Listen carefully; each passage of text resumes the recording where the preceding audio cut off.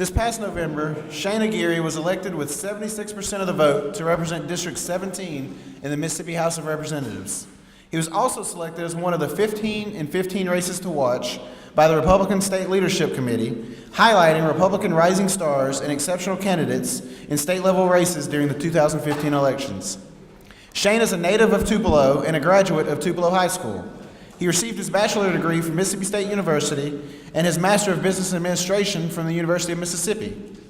After college, he returned to Tupelo, where he has worked as a controller and chief financial officer for several area manufacturing and healthcare companies.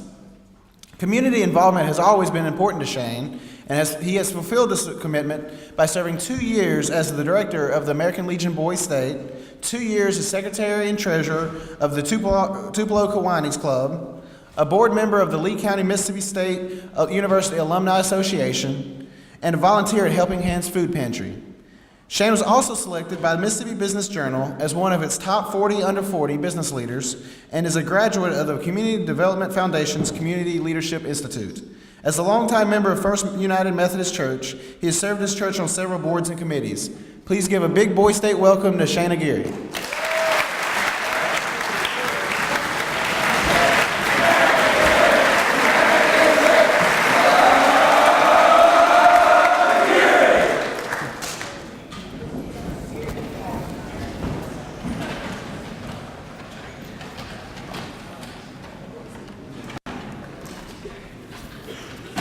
Thank you so much. Thank you for letting me speak to you guys tonight.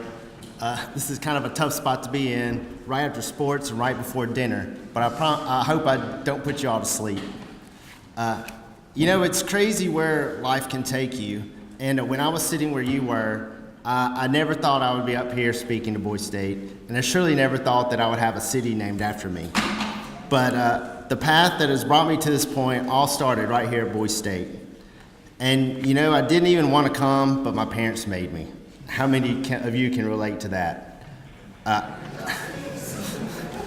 When I got to Boys State, I decided that since I was here, I might as well get involved. And so I got elected to the Senate. I had my bill chosen as best bill. I was selected as an alternate to go to Boys Nation, and then I was awarded the Most Outstanding Boys Stater Scholarship.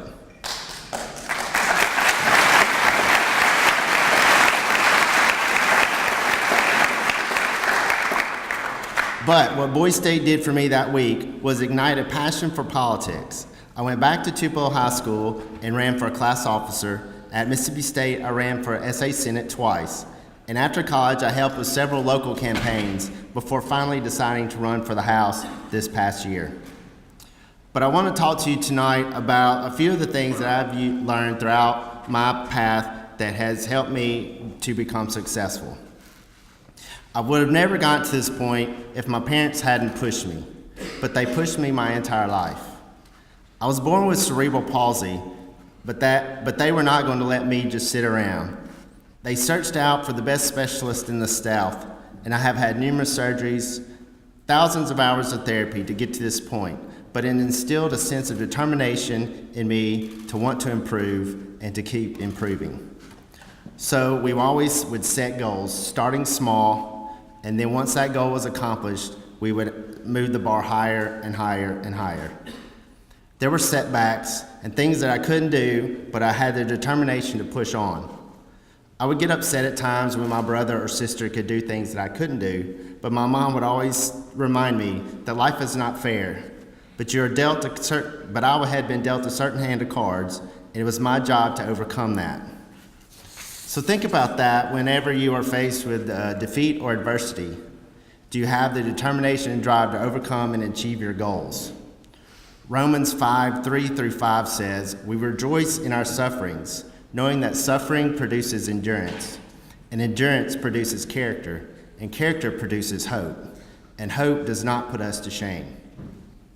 The other night, Congressman Kelly talked about courage being a trait of a successful person, and I could not agree with him more. It takes a lot of guts to step out and to take a leadership role. It's very easy to follow, but it takes bravery to lead into the unknown and to be willing to put it all on the line. One of the scariest things I've ever done was when I decided to run for office. I had worked on campaigns in the past, but it's completely different when it's your name out there. The day I made my campaign announcement, I was just nervous as heck, and it took all the strength I had to walk up to the podium and to make that announcement. But I applaud every one of you who took that chance this week and decided to step out and to run for an office. Whether you won or lost, you at least had the courage to try. It takes courage to face the obstacles and adversity that confront you when you take that leadership role. How many of you watch Game of Thrones? All right, me too. You know, Jon Snow was chosen as the Lord Commander of the Night's Watch because of his courage and bravery to lead them against the White Walkers at Hardhome and also against the wildling attacks. But he also had the courage to meet the wildling leader and negotiate an agreement that some others in his group did not agree with, but he knew that that was the right thing to do. This brings me to my next point. Jon Snow was also a servant leader. He is always on the front lines of an attack, leading the charge. By showing your team you're willing to get out there and to fight or work with them, you make sure the goal is accomplished, and you instill in them the desire to succeed and commitment to you and the team. The company I used to work for did an employee outing to Six Flags in Atlanta. We took about 300 people, including employees and their family members, and when we got there, we were met by the president of Six Flags Atlanta. She took me, our company president, and our chief operating officer around and showed us some of the park. While we were walking through the park, we kept noticing that she would stop, pick up trash, straighten up a chair, or whatever along the way. You see, she was not above picking up the trash or straightening the chairs, and it showed her other workers at the park that she was willing to do what it took to make it an inviting place that people would want to come visit. Everyone there went out of their way to make that happen, and because of her leadership, it was a very friendly and inviting atmosphere. Being a servant leader, though, does not mean taking on everything for yourself. You have to know when to delegate. This is a sign of strength and not a sign of weakness. People know you trust them when you give them tasks, and it increases their commitment to the team and to you as a leader. Persistence is another trait that has helped me along the way. One of my favorite presidents is Calvin Coolidge, and he has a great quote about persistence. He says, "Nothing in the world can take the place of persistence. Talent will not. Nothing is more common than unsuccessful men with talent. Genius will not. Unrewarded genius is almost a proverb. Education will not. The world is full of educated derelicts. Persistence and determination alone are omnipotent. The slogan, 'Press On,' has solved and always will solve the problems of the human race." What he is saying is that it doesn't matter if you have all the talent or brains or education, you're not guaranteed success. It takes hard work to hone these skills in order to be successful. It took many hours of me making hundreds of phone calls, writing countless notes, knocking on several thousand doors for me to win my election. But I was willing to do that to accomplish what I had set out to do, because I had made the decision that I was not going to be outworked by one of my opponents. I'm sure we all know someone that has incredible athletic talent or great intelligence, but they are not willing to do the work to become the best.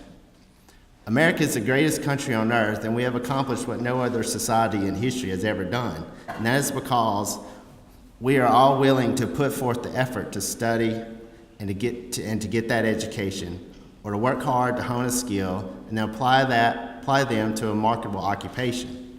You can be successful if you follow this plan. You have to be willing to do it for yourself. No one can do it for you. Your parents cannot, your coaches and teachers can't, and the government surely can't. You all have the power, no matter what your circumstance in life is, to better yourself, but it's up to you.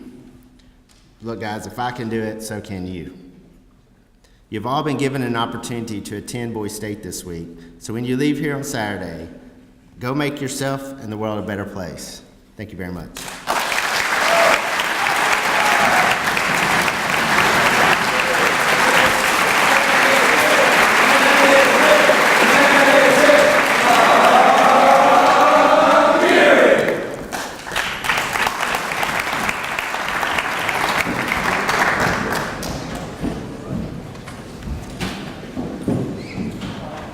Any questions?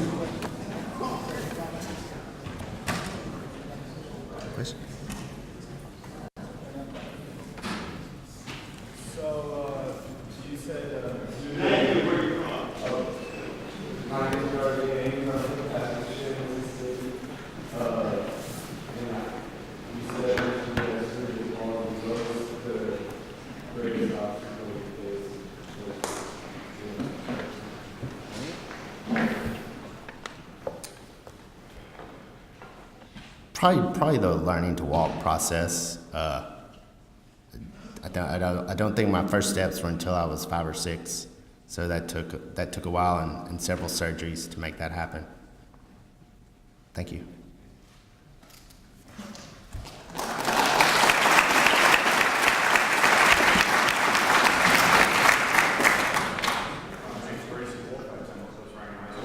I was just curious as to what she thought was the biggest issue in Mississippi politics.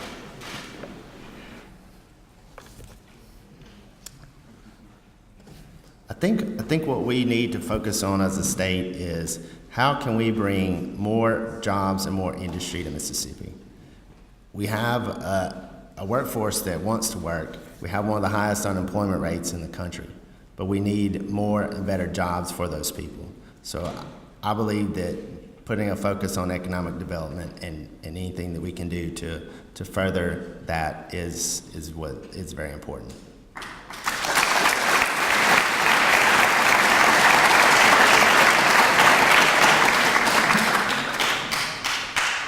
Yes. Hello, my name is Barney Brenboss, and I come from Southfield, Mississippi. My brother has cerebral palsy. He was born with it. He can't talk, move, see, the whole 9 yards. I was wanting to know, what is one way I can get out and help spread awareness for cerebral palsy and help others with it? Well, what I will say about all people with disability is they just want to be treated like everyone else. And, exactly what you can do to do that, I'm not sure, but just to spread the word among your friends or anyone that's around when your brother's around, just they want to be treated like everyone else, and they don't want to make a spectacle out of it or anything like that. Just kind of treat them just like you would any of your other friends or relatives.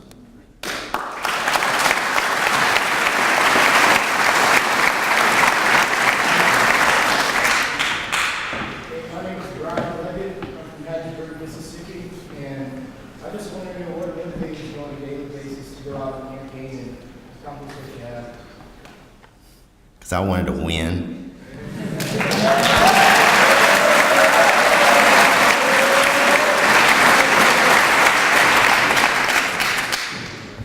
Hello, my name is Jay Warren from Gulfport High School. I was wondering what you would say is the most rewarding experience of your life. Or a few. Yeah. It's pretty awesome having a city named after me.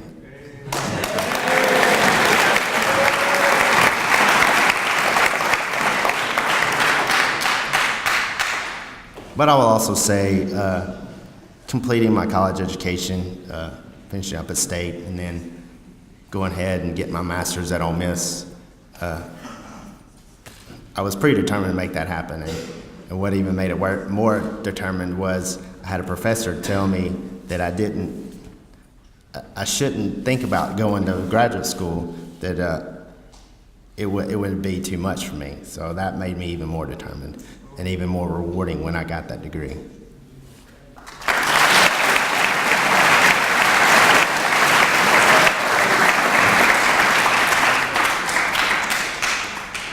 My name is Matthew Knight. I go to Florence High School, and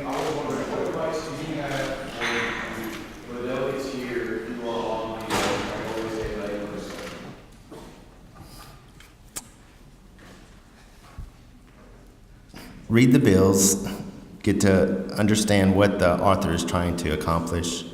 A lot of times, especially in the real house, it's hard to really understand what their goal is when a bill comes up. So we have time to go to the author and at least talk to them and see what their perspective is or what they're trying to do. So I would say that's a good thing to help you understand it, and it'll really help shape what your vote's going to be as well. If you understand his intent, you may like that intent, you may not like that intent, and that really will help you when you make your vote.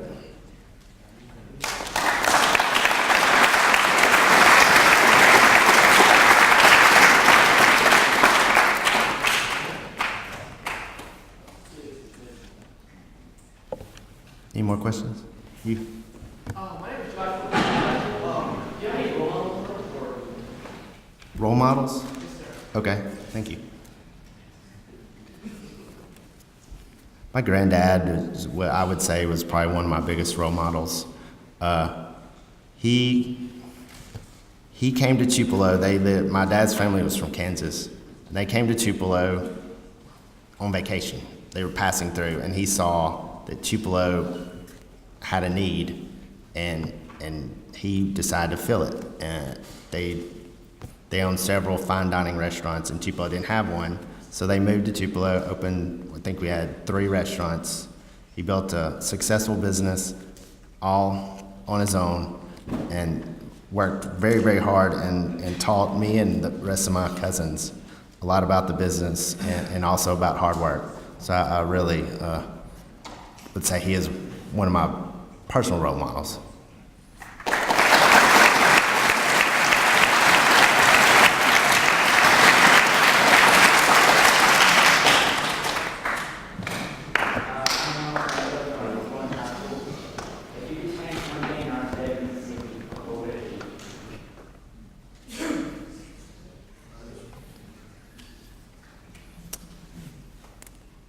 I'd like to change the perception of Mississippi. Mississippi is nowhere near as bad or as backwards as people would like to make us look. So if I could do anything, and I always do that, and whenever I meet someone from outside of Mississippi, is ask them, well, what do you think? And always they'll say, it's a lot better than I thought. I met a guy at a restaurant, and we were just talking, me and some of my buddies, and he was there, and they were from Oregon, and he said, you know what, Mississippi's not as poor as I thought it was. So, I would really like to change the perception of how Mississippi is viewed.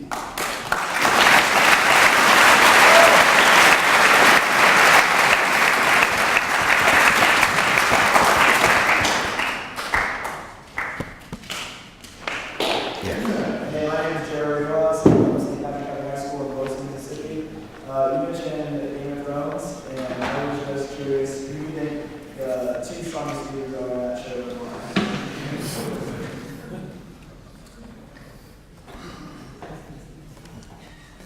With Jon Snow, of course. And then the second one, I think, is, I'm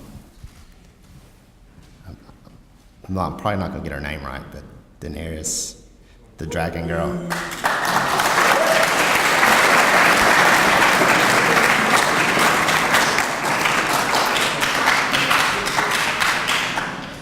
She's pretty fierce and has been able to conquer several kingdoms, and so she's a strong leader, and she's had some troubles, but she's coming back.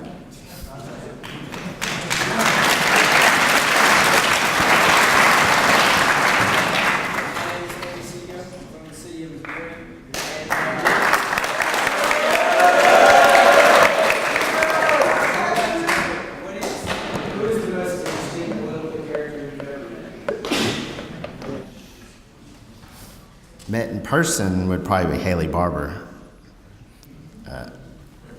Person I'd like to meet would probably be Donald Trump.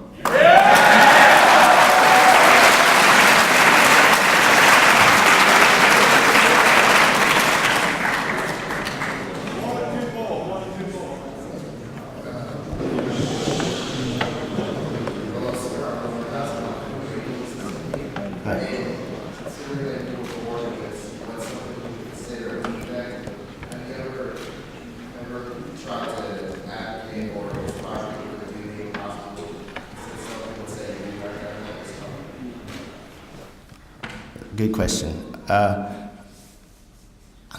work with a group in Tupelo that is a disabled group, and I talk to them about overcoming whatever has happened to them. Some is spinal injuries, some are car wrecks, some are just born that way. And so I enjoy always talking with them. A good friend of mine started that organization after he had a car wreck and broke his neck and is paralyzed. But I enjoy working with that group and talking to them about what they can accomplish and overcome. There's a lot for people with disabilities to do out there, but a lot of the people just don't know that they can do it. And I was willing to go out there with my parents' encouragement, more like a push out the door, to do things that everybody else did. They always encouraged me to do everything I could that my brother and sister did.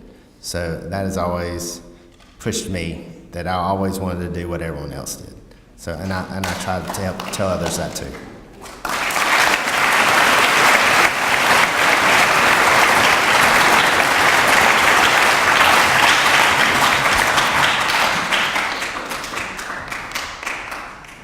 Seeing that you're for Donald Trump,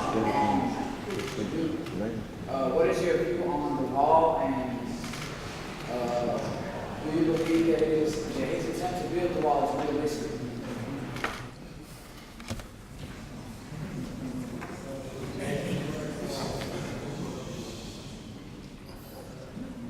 Whether it's realistic or not, it addresses a problem, and the problem is illegal immigration. I really don't have a problem at all with legal immigration. As long as you are in our country legally and through the proper channels, I really don't have a problem with that. But people who come to America through the improper channels, some of them, I'm not gonna say all of them, because I know a lot of people come here to better themselves, but I also know that there are a lot that come here that don't have our best interests at heart. And I think that his discussions of a wall are to address a problem that we have in the country with people getting in here, and that is against the best interest of the United States. So that's